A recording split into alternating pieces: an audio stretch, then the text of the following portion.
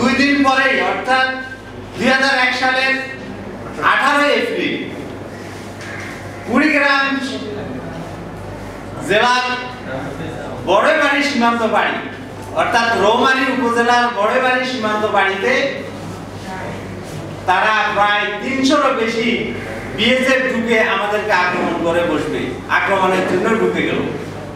আল্লাহর সাহায্য, আল্লাহ যদি সাহায্য করেন আসলে পৃথিবীর কোনো শক্তি কিছুই করতে পারে না।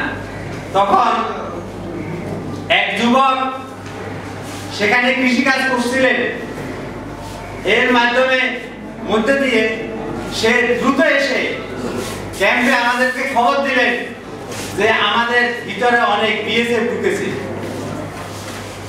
তখন মাত্র ওই ক্যাম্পে ওই মুহূর্তে 12 জন বিডিআর জওয়ান ছিলেন, বিডিআর সদস্য ছিলেন।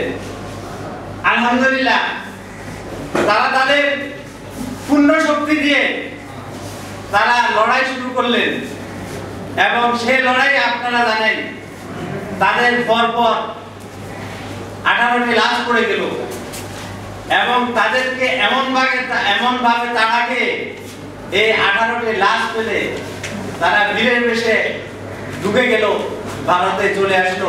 অনেকেই ক্ষতি হয়েছে, এরপরেও আরো কিছু লোক মারা গেছে, যেটা বিস্তারিত আপনাদের হয়তো জানা আছে। আপনারা এটা পড়বেন না। এরপরে এই লাশগুলো তারা নিতে পারলো না, তারা জানতো না তাদের উপর এমন এক আযাব নেমে আসবে। এটা নিঃসন্দেহে আল্লাহর সাহায্য। এই জন্য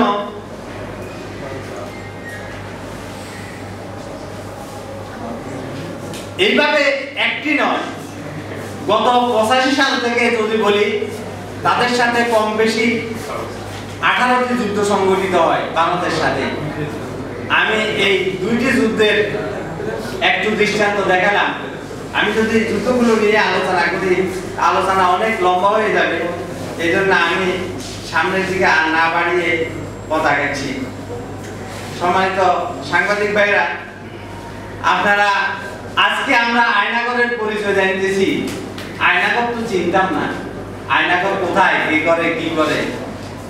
কিন্তু এই আয়নাগর প্রতিষ্ঠিত করছিল 9 ফেব্রুয়ারি 2009 সালে।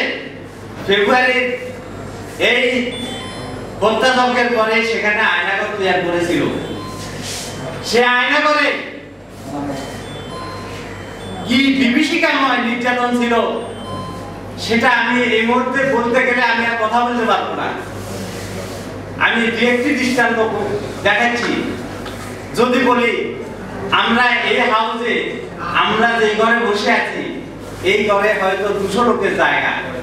এখানে যদি 2000 লোক আমাদেরকে রাখে তাহলে এই জায়গাটা বসবাসের কতটা অনুপযোগী হবে আপনারা একটু বিবেক খাটান।